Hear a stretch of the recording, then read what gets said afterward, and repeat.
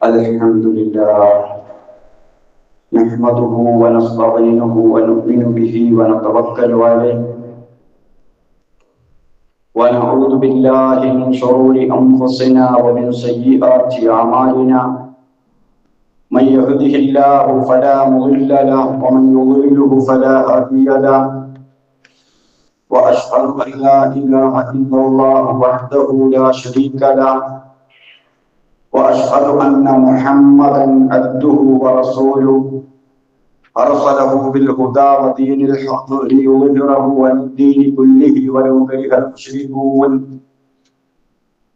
اللهم صل على محمد وعلى آل محمد كما صليت على إبراهيم وعلى آل إبراهيم إنك حميد مجيد اللهم بارك على محمد وعلى آل محمد كما باركت على إبراهيم وعلى آل إبراهيم إنك حميد مجيد أما بعد ألا إن خير الكلام كلام الله وخير الهدي هدي محمد صلى الله عليه وسلم وشر الأمور محدثاتها وكل محدثة بدعة وكل بدعة ضلالة أعوذ بالله من الشيطان الرجيم بسم الله الرحمن الرحيم يا أيها الذين آمنوا اتقوا الله حق تقاته ولا تموتن إلا وأنتم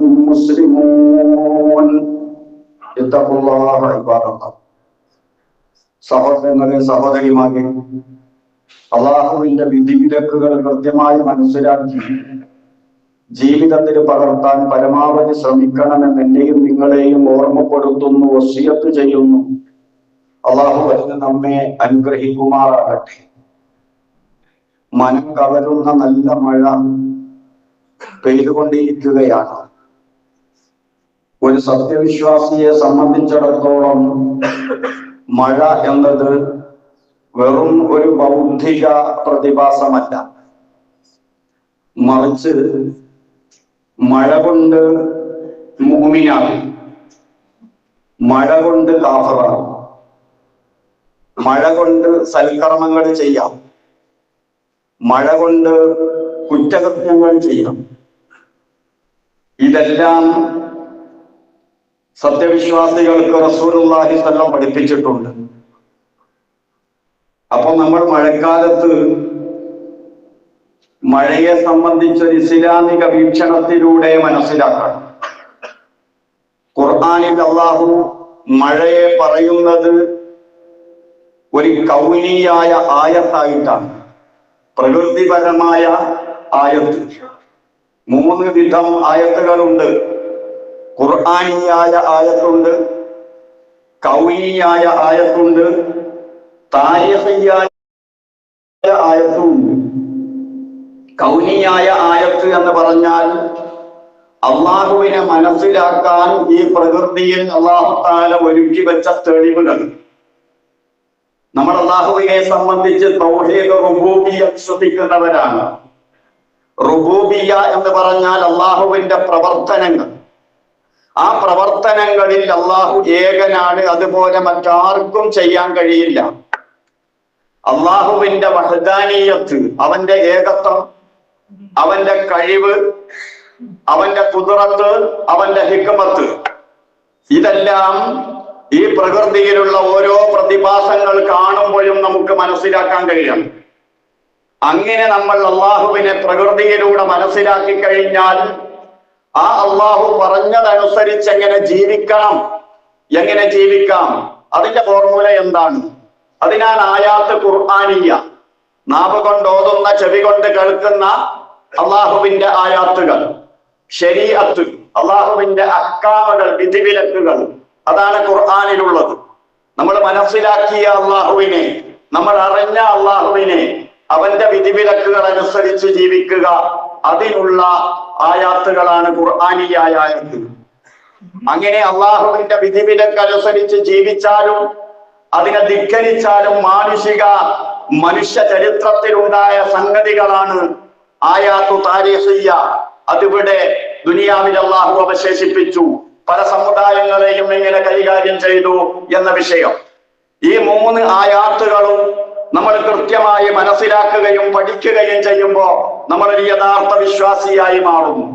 അള്ളാഹു പറയുന്നു ഖുർആനിൽ, സനുരീഹിം ആയാത്തിന, നമ്മുടെ ആയാത്തുകൾ നമ്മൾ കാണിച്ചു കൊടുക്കുന്നു അവർക്ക്, ഫിൽ ആഫാഖ്, ചക്രവാളങ്ങളിൽ, പല പല ദിക്കുകളിൽ, വഫീ അൻഫുസിഹിം, അവരുടെ ശരീരത്തിൽ തന്നെയും, ഹത്താ യതബയ്യന ലഹും അന്നഹുൽ ഹഖ്, അല്ലാഹു ഹഖാൻ, ഖുർആൻ ഹഖാൻ എന്നവർക്ക് ബോധ്യപ്പെടാൻ വേണ്ടി.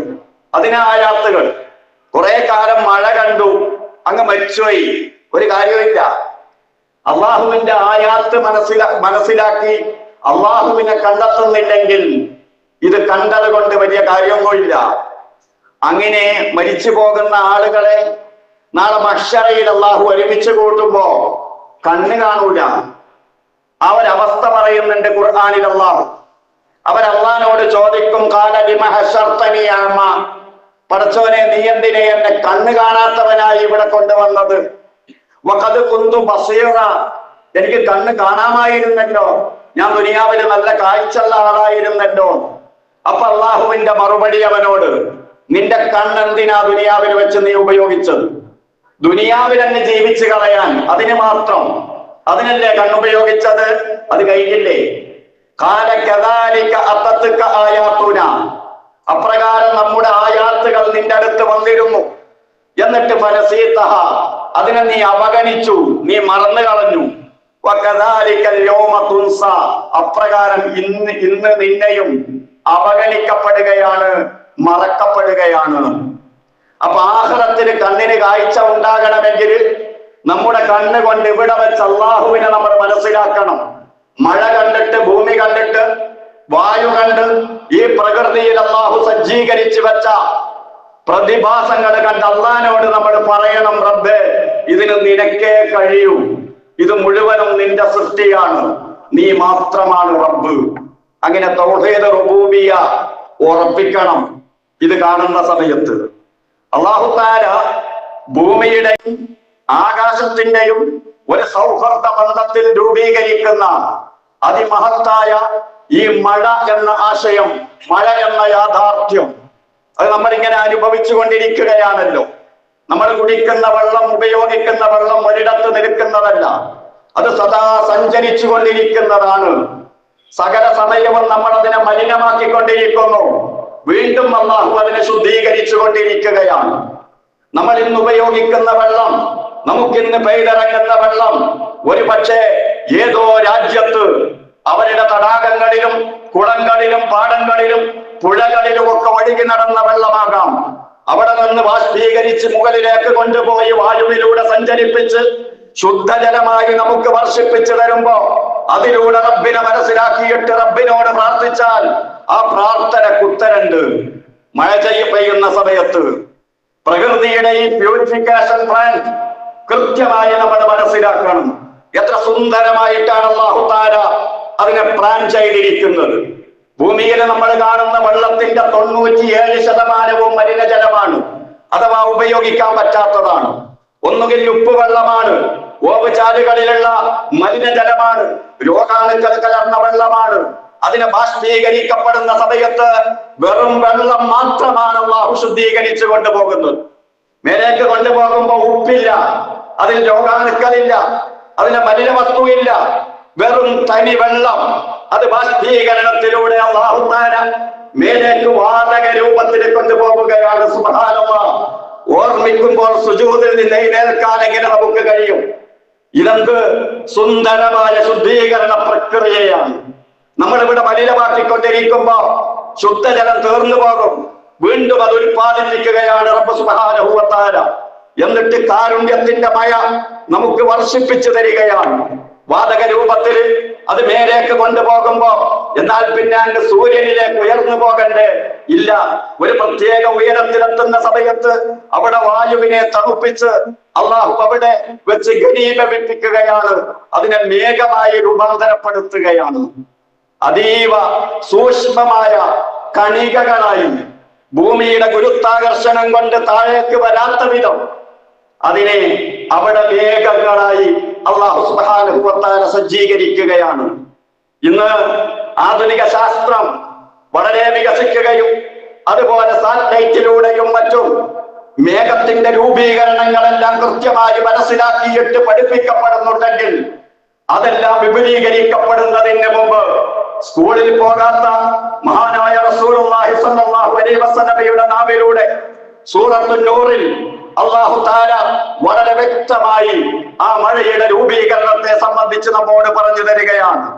അലം തറ, നീ കാണുന്നില്ലേ, അന്നല്ലാഹ യുസ്ജി സഹാബ, അല്ലാഹു സുബ്ഹാനഹു വ തആല യുസ്ജി, അവനിങ്ങനെ തട്ടിക്കൂട്ടുകയാണ് സഹാബൻ, മേഘത്തെ, മേലേക്ക് പോയ മേഘങ്ങളെ തട്ടിക്കൂട്ടുകയാണ്, ഒരു സ്ഥലത്തേക്ക് ഒരുമിച്ച് കൂട്ടുകയാണ്. സുമ്മ യുഅല്ലിഫു ബൈനഹു, എന്നിട്ട് ആ നേരിയ കണികകളെ അല്ലാഹു തആല ഒരുമിച്ച് കൂട്ടുകയാണ്. സുമ്മ യജ്അലുഹു റുകാമൻ, ഒന്നിന് മുകളിൽ ഒന്നായി അതിനെ അടുക്കുകളായി വെക്കുകയാണ്. അല്ലാതെ ഒരു തുള്ളി പെയ്തിറങ്ങുമ്പോ അടുത്ത തുള്ളി പെയ്യണമെങ്കിൽ അതിന്റെ മേലെ മേലെ മേലെയായി മല പോലെ മേഘങ്ങൾ ഉണ്ടാകണം. എന്നിട്ടോ മഴത്തുള്ളികൾ അതിനിടയിലൂടെ വർഷിക്കുന്നത് നിനക്ക് കാണാം. സുബ്ഹാനല്ലാഹ്. ശാസ്ത്രീയമായ വിശദീകരണങ്ങൾ പൂർണ്ണമായി ഉൾക്കൊള്ളുന്ന വിധത്തിൽ ഒരുപാട് വിശദീകരിക്കേണ്ട ആയത്തുകളാണ്. അള്ളാഹ് നമ്മോട് ചോദിക്കുകയാ, നിങ്ങൾ കുടിക്കുന്ന വെള്ളത്തെ കുറിച്ച് നിങ്ങൾ ആലോചിക്കുന്നില്ലേ? നമ്മളോട് നിസ്കരിക്കാൻ പറഞ്ഞു റബ്ബ്, നമ്മൾ നിസ്കരിക്കുകയാണ്. നമ്മളോട് പല കാര്യങ്ങളും നമ്മൾ വിരോധിച്ചു, നമ്മൾ അതൊക്കെ ഒഴിവാക്കുകയാണ്. അപ്പൊ ഖുർആനിൽ വിരോധനകളുണ്ട്, നമ്മൾ ആ വിരോധനകൾ അനുസരിച്ച് പലതും ഒഴിവാക്കി. പല കൽപ്പനകളുണ്ട് ഖുർആനിൽ, ആ കൽപ്പനയനുസരിച്ച് നമ്മൾ ഇബാദത്ത് ചെയ്യുന്നു. പക്ഷേ ഖുർആനിൽ ഒരുപാട് തവണ അള്ളാഹ് ആവർത്തിച്ച് പറഞ്ഞൊരു വിഷയമുണ്ട്, നിങ്ങൾ ആലോചിക്കുന്നില്ലേ, നിങ്ങൾ ചിന്തിക്കുന്നില്ലേ? എന്നിട്ട് നമ്മൾ ഒരു ഭാഗത്തൂടെ അങ്ങ് നടന്നു പോവാണ്. പോരാ, ഒരുപാട് ചിന്തിക്കണം. ഹൽ തദറൂന മാദാ ഖാല റബ്ബുക്കും, റസൂലുള്ളാഹിയുടെ ഒരു ചോദ്യം. അഥവാ ഹുദൈബിയയിൽ വെച്ച് റസൂൽ സുബഹി നമസ്കരിച്ചു. അന്ന് രാത്രി ഒരു മഴ വർഷിച്ചിരുന്നു. സുബഹിന്റെ ശേഷം റസൂൽ ക്ലാസ് എടുക്കുകയാണ്. ആ ക്ലാസ്സിൽ റസൂൽ സഹാബത്തിനോട് ചോദിച്ചു, ഹൽ തദറൂന മാദാ ഖാല റബ്ബുക്കും, നിങ്ങളുടെ റബ്ബ് എന്ത് പറഞ്ഞു എന്ന് നിങ്ങൾക്കറിയോ സഹാബത്തെ? അവര് പറഞ്ഞു, അല്ലാഹു വ റസൂലുഹു അഅലം, അല്ലാഹു റസൂലിനും അറിയാം, ഞങ്ങൾക്കറിയില്ല. അപ്പൊ അല്ലാഹു റസൂൽ പറയാണ്, അസ്ബഹ മിൻ ഇബാദി മുഅ്മിനും ബി വ കാഫിർ. അല്ലാഹ് പറഞ്ഞത് എന്താണെന്ന് അറിയോ? എന്റെ ദാസന്മാരുടെ കൂട്ടത്തിൽ എന്നെ വിശ്വസിച്ചവരും എന്നെ അവിശ്വസിച്ചവരും ഉണ്ടായി. എന്തേ കാരണം? രാത്രി ഒരു മഴ പെയ്തിരും, ആ മഴയുടെ കാര്യത്തിൽ മോമിനും കാഫറും ഉണ്ടായി. അല്ലാഹു റസൂൽ പറഞ്ഞു കൊടുക്കുക, അള്ളാഹുവിന്റെ റഹ്മത്തും കാരുണ്യവും അത് നിമിത്തം അല്ലാഹ് വർഷിപ്പിച്ചതാണ് മഴ, അങ്ങനെയാണ് നമുക്ക് മഴ കിട്ടിയത് എന്ന് പറഞ്ഞവൻ അവൻ ഞാറ്റുവേലയിൽ വിശ്വസിക്കാത്തവനും അള്ളാഹുവിൽ വിശ്വസിക്കുന്നവനുമാണ്. അല്ലെ, നമുക്കറിയാം 27 ഞാറ്റുവേലകൾ. ഞാറ്റുവേല എന്ന് പറഞ്ഞാൽ സൂര്യൻ നക്ഷത്ര കൂട്ടങ്ങളുടെ ഇടയിലൂടെ സഞ്ചരിക്കുമ്പോ, ഒരു കൂട്ടം നക്ഷത്രങ്ങളുടെ ഇടയിലൂടെ സഞ്ചരിക്കുമ്പോ അതിനാണ് ഞാറ്റെന്ന് പറയുന്നത്, ഞാറ്റുവേല. ഒന്നുകിൽ 13 അതല്ലെങ്കിൽ 16 ദിവസങ്ങൾ നീണ്ടു നിൽക്കും ആ സഞ്ചാരം. അതനുസരിച്ചുള്ള ജ്യോതിശാസ്ത്രം, നക്ഷത്രപരമായ വിശ്വാസം, അതാണ് ഈ പ്രകൃതിയിൽ മഴ വർഷിപ്പിക്കുന്നതും കാലാവസ്ഥാ വ്യതിയാനങ്ങൾ ഉണ്ടാക്കുന്നതും കൃഷി മുളപ്പിക്കുന്നതും എന്നൊക്കെയുള്ള വിശ്വാസം. ഈ വിശ്വാസം റസൂലുള്ളാഹി സ്വല്ലല്ലാഹു അലൈഹി വസല്ലമ പറയുകയാണ്, അല്ല, ഇതിന്റെ പിന്നിൽ പ്രവർത്തിക്കുന്നവരുണ്ട്. ഇതൊരു നാഥന്റെ പ്രവർത്തനമാണ്, ഒരു സൃഷ്ടാവിന്റെ പ്രവർത്തനമാണ്. അത് കാണണം, അതറിയണം, അത് അംഗീകരിക്കണം. ഇന്ന ഞാറ്റുവേല കൊണ്ടാണ് മഴ എന്ന് പറഞ്ഞാൽ അവന്റെ വിശ്വാസം കൗക്കബിലാണ്, ഞാറ്റുവേലയിലാണ്, എന്നിലല്ല, എന്നെ അവൻ വിശ്വസിക്കുന്നില്ല എന്ന് അല്ലാഹു സുബ്ഹാനഹു വ തആല വളരെ കൃത്യമായി മഴയിലെ ഈമാനും ഇസ്ലാമും അതിലെ കുഫറും റസൂലുള്ളാഹി സ്വല്ലല്ലാഹു അലൈഹി വസല്ലമ പറഞ്ഞു തരികയാണ്. ആയാത്ത് ഖുർആനിയ നമ്മൾ പറഞ്ഞു വന്നല്ലോ. ആയാത്ത് ഖുർആനിയ എന്ന് പറഞ്ഞാൽ വിശുദ്ധമായ ഖുർആനിലൂടെ ഈ പ്രകൃതിയിൽ നിന്ന് നമ്മൾ എങ്ങനെ മനസ്സിലാക്കണം, എന്തെല്ലാം മനസ്സിലാക്കണമെന്ന് കൃത്യമായി മാർഗദർശനം ചെയ്യുന്ന ഗ്രന്ഥവും റസൂലുള്ളാഹി സ്വല്ലല്ലാഹു അലൈഹി വസല്ലമയുടെ സുന്നത്തും നമ്മുടെ മുന്നിലുണ്ട്. അതായത് ഈ ഖുർആനിലൂടെ നമ്മൾ അല്ലാഹുവിനെ കണ്ടെത്തുന്നു. ഖുർആൻ ഹർഫുകൾ സാധാരണ അറബി ഭാഷയിലുള്ള ഹർഫുകൾ തന്നെ. ഖുർആനിലുള്ളത് സാധാരണ അറബി ഭാഷയിൽ നമ്മൾ ഉപയോഗിക്കുന്ന പദങ്ങൾ തന്നെ. പക്ഷേ ആ പദങ്ങളായിട്ടും ആ വാക്കുകളായിട്ടും അതുപോലെ മറ്റൊരാൾക്ക് സംസാരിക്കാൻ കഴിയുന്നില്ല. അത് അറബി അല്ലാത്തത് കൊണ്ടല്ല, അറബി അക്ഷരങ്ങളല്ലാത്തത് കൊണ്ടല്ല, അതിലുള്ളത് അറബി വാക്കല്ലാത്തത് കൊണ്ടല്ല, പറഞ്ഞത് അള്ളയായത് കൊണ്ടാണ്. അള്ള പറഞ്ഞതായതുകൊണ്ട് അതുപോലെ പറയാൻ കഴിയുന്നില്ല. അള്ള പെയ്യിപ്പിക്കുന്ന മഴയായതുകൊണ്ട് അതുപോലെ മറ്റൊരാൾക്ക് ചെയ്യാൻ കഴിയുന്നില്ല. അള്ള ഉണ്ടാക്കി വെച്ച പ്രകൃതി ആയതുകൊണ്ട് അതുപോലെ മറ്റൊരാൾക്ക് സംവിധാനിക്കാൻ കഴിയുന്നില്ല. ഇതിലെല്ലാം അല്ലാഹുവിന്റെ ഏകത്വമുണ്ട്, അവന്റെ വഹ്ദാനിയത്തും ഖുദ്റത്തും ഉണ്ട്. ഇത് നോക്കി മനസ്സിലാക്കുന്ന കണ്ണ്, അങ്ങനെയുള്ള കാത്, ആ രൂപത്തിൽ ചിന്തിക്കുന്ന മനസ്സ്, ഇതെല്ലാം ഉള്ളവനാണ് മുഅ്മിൻ. ഒരുപാട് ബാധ്യതകൾ മഴയിലൂടെ, വെള്ളത്തിലൂടെ, വായുവിലൂടെ നമ്മിൽ അർപ്പിതമാകുന്നുണ്ട്. നമ്മൾ അതിനൊക്കെ ശുക്ർ ചെയ്യണം. വായുവും വെള്ളവും ഒന്നും നമ്മൾ മലിനമാക്കി കളയരുത്. അതിനെ മുഴുവനും നമ്മൾ സംരക്ഷിക്കണം, നമ്മുടെ ബാധ്യതയാണ്.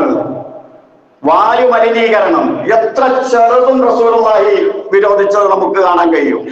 ഉള്ളി തിന്നവൻ പള്ളിയിൽ വരാൻ പാടില്ല, കറാഹത്താണ്. നമ്മുടെ സാധാരണ കേൾക്കാറില്ലേ, പറയാറില്ലേ, ഹദീസാണ്, സഹീഹാണ് എന്ന് പറഞ്ഞാൽ നമ്മൾ ഉപയോഗിക്കുന്ന വായു പൊതു മുതലാണ്. അത് മറ്റവന് ഉപയോഗിക്കാനുള്ളതാണ്. അതിന് ഇഷ്ടപ്പെടുന്ന സ്മെല്ല് പാസ് ചെയ്യണം. അതാ പള്ളിയിൽ വരുമ്പോൾ സുഗന്ധം ഉപയോഗിക്കണം, അത്തർ ഉപയോഗിക്കണം. ഭൂമിക്കല്ലേ അതിർത്തിയുള്ളൂ, ആധാരവും അതിരും വരുമ്പൊക്കെ. വായു എല്ലാവർക്കും ഉള്ളതല്ലേ. അപ്പൊ ആരോഗ്യ പ്രശ്നമില്ലാതെ വെറും ഒരു ദുർഗന്ധമായി തോന്നുന്ന ഉള്ളി തിന്നല് പോലും കറാഹത്താകുമ്പോ അന്യന് ക്യാൻസർ ഉണ്ടാക്കുന്ന പ്ലാസ്റ്റിക് കത്തിക്കാനോ അതിന്റെ വിധി എന്താ? ഒരു ചെറിയ പ്രശ്നം, ഒരു ദുർഗന്ധം, അതുണ്ടാക്കുന്നത് കറാഹത്താണെങ്കിൽ അതുകൊണ്ട് ആരോഗ്യ പ്രശ്നമൊന്നുമില്ല. ഉള്ളിൽ നിന്നിട്ട് വളർത്താൻ അതുകൊണ്ട് ആരോഗ്യ പ്രശ്നമൊന്നുമില്ല. ആരോഗ്യ പ്രശ്നം ഉണ്ടാക്കുന്ന വിധത്തിൽ വായു മലിനീകരണം നടത്തിയാൽ ഇസ്ലാം വിപുലമാണ് കൂട്ടരെ, വലിയ വിഷയമാണ്. ഈ വായു ശുദ്ധീകരിക്കണം. അതിനെ ശുദ്ധീകരിക്കാനായി പ്രകൃതിയിൽ അല്ലാഹു തആല ചില ഏർപ്പാടുകൾ ചെയ്തിട്ടുണ്ട്. വായു ശുദ്ധീകരിക്കാൻ, വെള്ളം ശുദ്ധീകരിക്കാൻ മഴയുണ്ടാക്കിയതുപോലെ ഈ വായുവിൽ നമുക്ക് വേണ്ടാത്തത് വലിച്ചെടുക്കുന്ന പച്ചിലകൾ, നമുക്ക് വേണ്ടത് പുറത്തേക്ക് തള്ളുന്ന പരിപാടി, ആ വായുവിൽ കുടുങ്ങിക്കിടക്കുന്ന വിഷാംശങ്ങൾ മഴയിലൂടെ ശുദ്ധീകരിച്ച് അതിനെ ഭൂമിയിലേക്ക് അയക്കുന്ന പരിപാടികൾ. ഒരിടത്ത് വായുവിൽ വല്ല മലിനവും കടന്നുകൂടിയാൽ അതിനെ പലയിടങ്ങളിലേക്ക് വ്യാപിപ്പിച്ച് അങ്ങോട്ടും ഇങ്ങോട്ടും വിളക്കിയിട്ട് അതിന്റെ ഗൗരവം കുറയ്ക്കുന്ന സംവിധാനങ്ങൾ, ഇതിനെ കുറിച്ചൊക്കെ ആലോചിക്കാൻ നിങ്ങൾ ആലോചിക്കുന്നില്ലേ? നിങ്ങൾ ചിന്തിക്കുന്നില്ലേ? ഈ ഭൂമിയിൽ നിങ്ങൾക്ക് ജീവിക്കാൻ അള്ളാഹു പാകപ്പെടുത്തി തന്നത് എങ്ങനെയാണ് എന്ന് നിങ്ങൾ ആലോചിക്കുന്നില്ലേ എന്ന് വീണ്ടും വീണ്ടും ഖുർആനിലൂടെ റബ്ബ് ചോദിക്കുമ്പോ ഓരോ ചിന്തയിലും നമ്മുടെ ഈമാൻ വർദ്ധിക്കുകയാണ്, നമ്മൾ അള്ളാഹുവിലേക്ക് അടുക്കുകയാണ്, നമ്മൾ കൂടുതൽ ശുക്ർ ചെയ്യാൻ മുതിരുകയാണ്. അങ്ങനെ ഒന്നും അള്ളാഹ് നിന്റെ കൽപ്പനയ്ക്ക് വിരുദ്ധമായി നിന്റെ പ്രകൃതിയെ മലിനപ്പെടുത്താൻ ഞാനാവല്ല. ഞാൻ തോട്ടിലേക്കോ പുഴയിലേക്കോ കുളത്തിലേക്കോ ജലസ്രോതസ്സുകളിലേക്കോ എന്റെ മാലിന്യങ്ങൾ വലിച്ചെറിയില്ല. ഇവിടെ ആരും കണ്ടോ എന്ന ഒരു നോട്ടം മാത്രം, പുഴയിലൊക്കെ വലിച്ചെറിഞ്ഞിട്ട് ഒരു ഊറിച്ചിരിക്കല, ഞാൻ ഏതായാലും രക്ഷപ്പെട്ട് എന്റെ മേലൊന്നും ഒഴിവായല്ലോ. ഇല്ല, അള്ളാഹുവിന്റെ നോട്ടത്തിൽ നിന്ന് രക്ഷപ്പെട്ടിട്ടില്ല. വ്യക്തികൾ മാത്രല്ല, ഇന്ന് ടോയ്ലറ്റ് മാലിന്യം വരെ പുഴകളിലേക്ക് ഒഴുക്കി വിടുന്ന ഒരുപാട് ആളുകളുണ്ട്. അല്ലാഹു തആല പരലോകത്ത് വെച്ച് നിഅമത്തുകൾ വിചാരണ ചെയ്യുമ്പോ റസൂലുള്ളാഹി പറയുന്നു, ഇന്ന അവ്വലനാ യുസ്അലു അൻഹു യൗമൽ ഖിയാമത്തി മിനൻ നിഅം. നിഅമത്തുകളുടെ കൂട്ടത്തിൽ അല്ലാഹു ആദ്യമായി ഖിയാമത്തിൽ വിചാരണ ചെയ്യുന്നത് അൻ യുഖാല ലഹു, അവനോട് ചോദിക്കപ്പെടലാണ്, അലം നുസിഹ ലക ജിസ്മക, നിനക്ക് ആരോഗ്യം തന്നില്ലേ എന്ന്. ആരോഗ്യം വല്ലാത്ത ഒരു അനുഗ്രഹമാണ്. രണ്ടാമത്തെ അനുഗ്രഹം വനുർവിയക മിനൽ മാഇൽ ബാരിദ്, നല്ല വെള്ളം തന്നില്ലേ. കേരളക്കാരായ നമ്മെ സംബന്ധിച്ചിടത്തോളം പച്ചവെള്ളം കിണറ്റിന്ന് കോരി നേരിട്ട് കുടിക്കാൻ പറ്റും. ഇത്ര വലിയ അനുഗ്രഹം പലയിടത്തും പോയി നോക്കണം. വെള്ളത്തിന്റെ വില മനസ്സിലാകണമെങ്കിൽ റബ്ബെങ്ങാനും വെള്ളത്തെ കുറിച്ച് നമ്മളോട് ചോദിച്ചാൽ എത്ര വെള്ളമാണ് നമ്മൾ ദുരുപയോഗം ചെയ്തത്. നമ്മൾ വെളിച്ചെണ്ണ കുപ്പിയിലേക്ക് ഒഴിക്കുകയാണെങ്കിൽ എത്ര ശ്രദ്ധയോടുകൂടിയാ ഒഴിക്കുക. നേരെ മറിച്ച് തൊട്ടിയിൽ കോരിയിട്ട് നമ്മൾ വെള്ളം ഒഴിക്കുകയാണെങ്കിലോ മറിഞ്ഞാലും പ്രശ്നമില്ല, ഒഴിക്കോട്ടെ. വെളിച്ചെണ്ണയേക്കാൾ മൂല്യമുള്ളതല്ലേ വെള്ളം. സയ്യിദ് റളിയല്ലാഹു അൻഹു ഓവലിൽ 4 വട്ടം കഴുകാൻ നോക്കിയപ്പോ ദുർവ്യയമാണ് സാദേ, നീ ഒഴുകുന്ന പുഴയുടെ വക്കിലാണെങ്കിലും പാടില്ല സാദേ എന്ന് റസൂലുള്ള പഠിപ്പിച്ച വെള്ളം എത്രയാണ് നമ്മൾ ദുരുപയോഗം ചെയ്യുന്നത്. നമ്മുടെ കുളി എങ്ങനെയാ? ശവറവിടെ തുറന്നിടും, എന്നിട്ട് അങ്ങനെ കുളിക്കും. പള്ളി കയറിയിട്ട് ഒതുവെടുക്കുന്നത് എങ്ങനെയാ? ഒന്ന് 2 ബക്കറ്റ് വെള്ളം ഉണ്ടാവും ഒരാൾ ഒതുവെടുക്കുന്നത്. ടേപ്പ് അങ്ങനെ തുറന്നിട്ടിരിക്കുക. ബോധവൽക്കരിക്കാൻ വെള്ളം അമൂല്യമാണ് എന്ന് എഴുതി വെക്കേണ്ടി വന്നു. നമ്മെ നിയന്ത്രിക്കാൻ, വെള്ളത്തെക്കുറിച്ച് ആലോചിക്കാൻ നിരന്തരം പറയുന്ന ഖുർആൻ കേട്ട നമ്മെ വീണ്ടും നിയന്ത്രിക്കപ്പെടേണ്ടി വരുന്നു. കൃത്യമായി ആലോചിക്കണം, ഒരുപാട് ചിന്തിക്കണം, നമ്മൾ മാറണം. ഇതിനൊക്കെ മറുപടി പറയേണ്ടി വരും റബ്ബിനോട്. നമ്മൾ കേസെന്ന് ചെലവാക്കിയ പൈസക്ക് മാത്രമാണോ മറുപടി? റസൂലുള്ള പറയുന്ന ആദ്യത്തെ ചോദ്യം വെള്ളത്തെ സംബന്ധിച്ചും ആരോഗ്യത്തെ സംബന്ധിച്ചുമാണ്. ആരോഗ്യ പ്രശ്നങ്ങൾ ഉണ്ടാക്കരുത്, അതുപോലെ തന്നെ വെള്ളം ദുരുപയോഗം ചെയ്യരുത് എന്ന് കൃത്യമായി അല്ലാഹു തആല പറഞ്ഞു തരികയാണ്. അങ്ങനെ അള്ളാഹുവിന്റെ ഇത്തരം നിർദ്ദേശങ്ങൾ മനസ്സിലാക്കിക്കൊണ്ട് പ്രാവർത്തികമാക്കുന്ന, ഇതെല്ലാം ചിന്തിച്ച് അള്ളാഹുവിലേക്ക് കൂടുതൽ അടുക്കുന്ന വിശ്വാസികളുടെ കൂട്ടത്തിൽ അള്ളാഹു നമ്മെ ഉൾപ്പെടുത്തി തരുമാറാകട്ടെ. അഖൂലു ഖൗലി ഹാദാ വഅസ്തഗ്ഫിറുല്ലാഹ അൽ-അദീമ ലി വലക്കും വഅസ്തഗ്ഫിഹി ലി വഅൻകും വഅൻ ജമീഇൽ മുസ്ലിമീന വൽ മുഅ്മിനീന അജ്മഈന ഫസ്തഗ്ഫിറൂ ഇന്നഹു ഹുവൽ ഗഫൂറുർ റഹീം.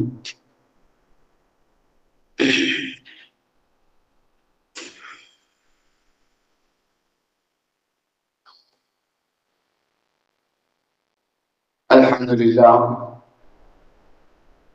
വസ്സലാത്തു വസ്സലാമു അലാ റസൂലില്ലാ വഅലാ ആലിഹിൽ ഫായിസീന ബിറിദല്ലാഹ്. ഊസീകും ഇബാദല്ലാഹി വഇയ്യായ ബിത്തഖ്വല്ലാഹ്. അല്ലാഹുവിന്റെ വിധിവിലക്കുകൾ അനുസരിച്ച് ജീവിക്കണേ എന്ന് ഒരിക്കൽ കൂടി എന്നെയും നിങ്ങളെയും ഓർമ്മപ്പെടുത്തുന്നു, വസിയത്ത് ചെയ്യുന്നു. അല്ലാഹു അതിന് നമ്മെ അനുഗ്രഹിക്കുമാറാകട്ടെ. വെള്ളത്തെ സംബന്ധിച്ച് വിശുദ്ധ ഖുർആനിൽ തഹൂർ എന്ന ഒരു പ്രയോഗം നടത്തിയതായി കാണാം. വഅൻസൽനാ മിനസ്സമാഇ മാഅൻ തഹൂറ. ആകാശത്ത് നിന്ന് നമ്മൾ ഇറക്കിയിരിക്കുന്നു മാഅൻ തഹൂറ, തഹൂറായ വെള്ളം. നമ്മൾ മദ്രസയിൽ പഠിക്കുന്ന സമയത്ത് താഹിറായ വെള്ളം, തഹൂറായ വെള്ളം, മുതനജ്ജിസായ വെള്ളം ഒക്കെ പഠിച്ചിട്ടുണ്ട്. എന്താ തഹൂറായ വെള്ളം? തനിയെ ശുദ്ധിയുള്ളതാണ്, മറ്റൊന്നിനെ ശുദ്ധീകരിക്കുന്നതുമാണ്. വുളൂ ചെയ്യാനും കുളിക്കാനും നജസ് കഴുകാനും ഒക്കെ നമ്മൾ ഉപയോഗിക്കുന്നത് തഹൂറായ വെള്ളമാണ്. വെള്ളത്തിന്റെ ശുദ്ധീകരണ പ്രവർത്തനം അത് വളരെ വിശാലമാണ്. നമ്മുടെ ശരീരത്തിന്റെ 60-70% വെള്ളമാണ്. ആ വെള്ളം നമ്മുടെ ശരീരത്തിൽ അടിഞ്ഞുകൂടുന്ന വിഷാംശങ്ങളെ മൂത്രത്തിലൂടെയും വിയർപ്പിലൂടെയും പുറന്തള്ളിയിട്ട് നമ്മുടെ ശരീരത്തിന്റെ ആന്തരിക ഭാഗം ശുദ്ധീകരിച്ചു കൊണ്ടിരിക്കുന്നുണ്ട്. അതിന്റെ പുറഭാഗം കുളിച്ചിട്ടും വുളൂ ചെയ്തിട്ടും നജസ് കഴുകിയിട്ടും വെള്ളം കൊണ്ട് കൂലി കിട്ടുന്ന വിധത്തിൽ ഇബാദത്തിന്റെ ഭാഗമായി നമ്മൾ ശുദ്ധീകരിക്കുന്നുണ്ട്. ഇതിനെല്ലാം നിയമങ്ങൾ പരിശുദ്ധ ദീനുൽ ഇസ്ലാമിലുണ്ട്. റസൂല് പഠിപ്പിച്ചതുപോലെ വുളൂവെടുക്കണം, റസൂല് പഠിപ്പിച്ചതുപോലെ കുളിക്കണം. ഇസ്ലാമിൽ വുളൂവും കുളിയും സഹാബത്ത് പഠിപ്പിച്ചത് ആ രൂപത്തിലായിരുന്നു. സഹാബത്ത് വുളൂ പഠിപ്പിക്കാറുള്ളത് വെള്ളം കൊണ്ടുവാ, ഞാൻ വുളൂവെടുത്ത് കാണിച്ചു തരാം. ഉസ്മാൻ റളിയല്ലാഹു അൻഹു അങ്ങനെയാ വുളൂ പഠിപ്പിച്ചത്. ആയിഷ റളിയല്ലാഹു അൻഹായെ ഒപ്പം കൂട്ടിയിട്ടാ റസൂൽ സല്ലല്ലാഹു അലൈഹി വസല്ലം കുളിച്ചത്. കുളി എങ്ങനെയാണ് എന്ന് ആയിഷ മനസ്സിലാക്കണം, ജനങ്ങൾക്ക് പറഞ്ഞു കൊടുക്കണം. സഹാബത്ത് പറയുന്നുണ്ട് വളരെ കുറഞ്ഞ വെള്ളം കൊണ്ട് റസൂല് കുളിച്ചിരുന്നു എന്ന്. നമ്മൾ എങ്ങനെയാ കുളിക്കാറുള്ളത്? നേരത്തെ പറഞ്ഞതുപോലെ ഷവർ തുറന്നിടും, അതിന്റെ താഴെ പോയി നിന്ന് കുറെ സമയം ശരീരത്തിന് വെള്ളം ഒഴുക്കും. കുളിയാകില്ല എന്ന് ഞാൻ പറയുന്നില്ല. കുളിക്കാകെ 2 ഫർളേ ഉള്ളൂ. ഒന്ന് നീയത്താണ്, 2 ശരീരം മുഴുക്കെ വെള്ളം എത്തിക്കലാണ്. പക്ഷെ അതിനൊരു രീതിയുണ്ട്, റസൂല് കുളിച്ച ഒരു രീതി. ആ രൂപത്തിൽ നമ്മൾ കുളിക്കുമ്പോൾ അത് കൂടുതൽ പ്രതിഫലാർഹമാകും സുന്നത്തനുസരിച്ചാണ്. ആദ്യമായി തൊട്ടാൽ മുറിഞ്ഞു പോകുന്ന ഭാഗങ്ങൾ കൃത്യമായി കഴുകണം. വീണ്ടും കഴുകണ്ടാത്ത വിധം കഴുകണം. എന്തിന്? നമ്മൾ ഒതു ചെയ്യാൻ പോവുകയാണ്, കുളിക്ക് മുമ്പായിട്ടുള്ള. അത് മുറിഞ്ഞു പോകാൻ പാടില്ലല്ലോ. അപ്പൊ അത്തരം ഭാഗങ്ങൾ കൃത്യമായി കഴുകുക. അതിനുശേഷം നമസ്കാരത്തിന് ഒതു ചെയ്യുന്നത് പോലെ പൂർണ്ണമായിട്ടൊരു ഒതു ചെയ്യുക. ഒതു ഇൻഷാ അല്ലാഹ് പിന്നീട് ഒരു അവസരം പറയാം. അങ്ങനെ അത് കഴിഞ്ഞതിന് ശേഷം പിന്നെ തല കഴുകണം 3 പ്രാവശ്യം, തലയുടെ ഭാഗം. അതിനുശേഷം ശരീരത്തിന്റെ വലത് ഭാഗം 3 വട്ടം കഴുകണം. അതിനുശേഷം ഇടത് ഭാഗം തായോളം 3 വട്ടം കഴുകണം. ഇതോടുകൂടി കുളി കഴിയുകയാണ്. ഈ രൂപത്തിൽ തന്നെയാണ് മയ്യത്ത് കുളിപ്പിക്കേണ്ടത്. ജീവിച്ചിരിക്കുന്നവൻ കുളിക്കുന്നത് പോലെ തന്നെയാണ് മരിച്ചതിന് ശേഷമുള്ള മയ്യത്ത് കുളിയും. ഇപ്പൊ മയ്യത്ത് കുളിപ്പിക്കാൻ ആളെ കിട്ടുന്നില്ല, അത് അറിയില്ല എന്ന് പറയുന്ന ആളുകൾ ജീവിതത്തിൽ ഒരുപാട് കുളി കഴിഞ്ഞവരാണ്. അപ്പൊ ആ കുളിച്ചതൊന്നും യഥാർത്ഥ രൂപത്തിലല്ലാത്തത് കൊണ്ടാണ് ഈ മയ്യത്ത് കുളിപ്പിക്കാൻ അറിയില്ല എന്ന് പറയേണ്ടി വരുന്നത്. അതുകൊണ്ട് കൃത്യമായി എങ്ങനെയാണ് കുളിക്കേണ്ടത് എന്ന് വ്യക്തമായി പഠിക്കുകയും റസൂലിന്റെ സുന്നത്തനുസരിച്ച് തന്നെ കുളിക്കുകയും ചെയ്യുന്ന ഒരേർപ്പാട് നമ്മുടെ ജീവിതത്തിൽ ഉണ്ടാകണം. ഇതെല്ലാം മനസ്സിലാക്കാനും വിശ്വാസപരമായും കർമ്മപരമായും സ്വഭാവപരമായും എല്ലാം നമ്മൾ പരിവർത്തനപ്പെടാനും ആധികാരികമായ റസൂലുള്ളാഹി സംഘടിപ്പിച്ച പരിപാടിയാണ് ഈ ജുമുഅ ഖുതുബ എന്നുള്ളത്. നേരത്തെ തന്നെ എല്ലാവരും വരണം. ഈ ഖുതുബയൊക്കെ കഴിഞ്ഞ് ഏതാണ്ട് തീരാൻ നോക്കുന്ന സമയത്ത് വന്നാൽ അതുകൊണ്ടുള്ള ഉപകാരം കിട്ടൂല. ശ്രദ്ധിച്ച് കേൾക്കുക, കൃത്യമായി മനസ്സിലാക്കി ജീവിതത്തിൽ ഉൾക്കൊള്ളുക. അള്ളാഹു തൗഫീഖ് നൽകുമാറാകട്ടെ. അള്ളാഹുവിന്റെ ആയാത്തുകൾ മനസ്സിലാക്കി പരിവർത്തനപ്പെടുന്ന വിശ്വാസികളുടെ കൂട്ടത്തിൽ അള്ളാഹു നമ്മെ ഉൾപ്പെടുത്തി തരുമാറാകട്ടെ. ദൈനംദിനം ഈമാൻ വർദ്ധിക്കുന്ന മുഅ്മിനീങ്ങളുടെ കൂട്ടത്തിൽ അള്ളാഹു നമ്മെ ഉൾപ്പെടുത്തി തരുമാറാകട്ടെ. മുസ്ലിമായി ജീവിക്കാനും ബോധപൂർവം കലിമ ചൊല്ലി ഈമാനോടുകൂടി മരണപ്പെടാനും അള്ളാഹു തൗഫീഖ് നൽകുമാറാകട്ടെ. അള്ളാഹുവേ, ജീവിതത്തിൽ സംഭവിച്ചു പോയ അപാകതകൾ മുഴുവനും നീ പുറത്തു തരണേ റഹ്മാനെ, പുറത്തു തരണേ റഹ്മാനെ. ഞങ്ങൾ ഇവിടെ വെച്ച് പിരിഞ്ഞു പോകുന്നതിന് മുമ്പ് എല്ലാവിധ അപാകതകളും, നിനക്കിഷ്ടപ്പെടാത്ത എല്ലാവിധ അപാകതകളും ഞങ്ങളിൽ നിന്ന് നീ പുറത്ത് മാപ്പാക്കി തരണേ റഹ്മാനെ. പരിശുദ്ധവാന്മാരായി പാപങ്ങൾ പൊറുക്കപ്പെട്ടവരായി ഈ പള്ളിയിൽ നിന്ന് ഇറങ്ങിപ്പോകാൻ ഞങ്ങൾക്ക് തൗഫീഖ് നൽകണേ റഹ്മാനെ. ഞങ്ങളെ നീ ഇഷ്ടപ്പെട്ടവരുടെ കൂട്ടത്തിൽ ഉൾപ്പെടുത്തണേ റഹ്മാനെ. പൊരുത്തപ്പെട്ടവരുടെ കൂട്ടത്തിലാക്കണേ റഹ്മാനെ. കുടുംബ സമേതം സ്വർഗത്തിലാക്കണേ റഹ്മാനെ. രോഗികളുണ്ട്, ശിഫ നൽകി അനുഗ്രഹിക്കണേ റഹ്മാനെ. പ്രായാധിക്യം കൊണ്ട് ബുദ്ധിമുട്ടുന്നവരുണ്ട്, ശിഫ നൽകി ശമനം നൽകി ആരോഗ്യം നൽകി അനുഗ്രഹിക്കണേ റഹ്മാനെ. اللهم اغفر للمؤمنين والمؤمنات والمسلمين والمسلمات الأحياء منهم والأموات. ربنا آتنا في الدنيا حسنة وفي الآخرة حسنة وقنا عذاب النار. ربنا تقبل منا إنك أنت السميع العليم وتب علينا إنك أنت التواب الرحيم. آمين برحمتك يا أرحم الراحمين.